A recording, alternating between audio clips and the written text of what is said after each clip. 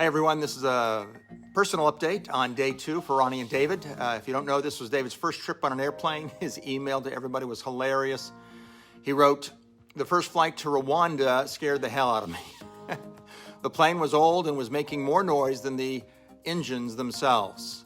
It vibrated the whole way, ha ha ha." I don't know if you recall, but David was my taxi cab driver for the first 3 trips that I made to Kenya. But he was so hungry, he kept coming to the meetings, listening, and we would talk as we would drive back and forth. And now he's one of my key Timothys in Kenya, so that's so exciting to see.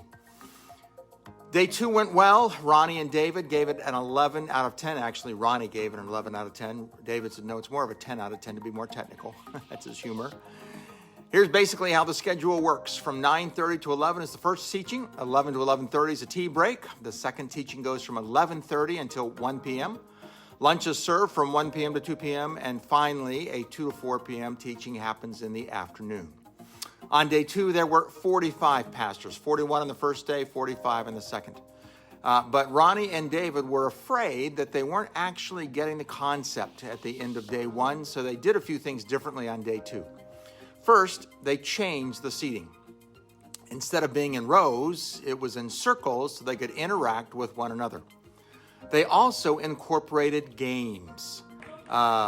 This one is the hot potato. Whoever got stuck with it at the very end had to tell the other people what they were learning. They also had people form groups of about, 10 or 15 each. And then each group had to make a skit on what was being taught. And so here are the 4 skits out there. They're quite long, so we're not going to go over them, but just to show you that they're doing them.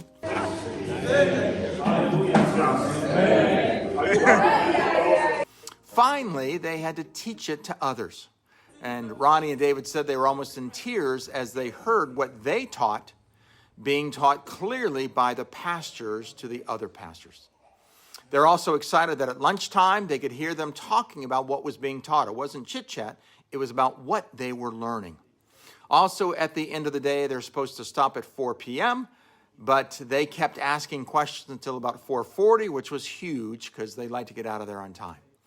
For me, there were 2 key highlights. The first one was that there were 2 high school girls who kept coming immediately after school to listen and to learn. I can't imagine what God is going to do through those 2 high school girls in light of what they've learned. So excited about that. Secondly, there was a huge time of repentance among the pastors. It was wholehearted. You'll get to see it in just a second. It was deep repentance. It warmed my heart. Debbie said, gee, I wish I'd been born in Africa. She loved it as well. They realized that what they had been teaching was very shallow.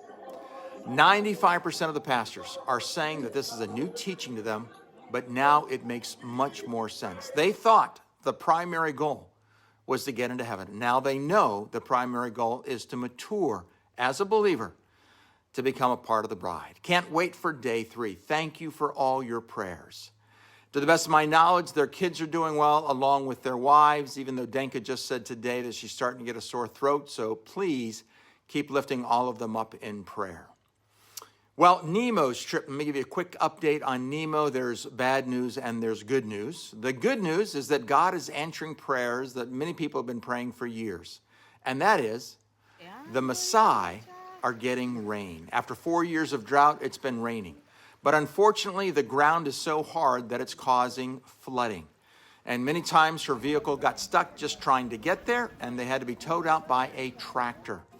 Also, many of the women could not make it to the meetings because they could not cross the riverbed because the river was flowing so quickly and so hard they didn't even want to try to make it over there. But Nemo is still there. They're still hoping to meet. They met in the church where Debbie and I meet, where we train pastors there and the women there. So they've met there. They didn't get nearly as many women, nor the same women that they were hoping to get, but they did there. They're still there, hoping to teach another day or 2. So please keep them in prayer as well. So that's a Prayer 2 update. Thank you so much for your prayers. Hope you're doing well.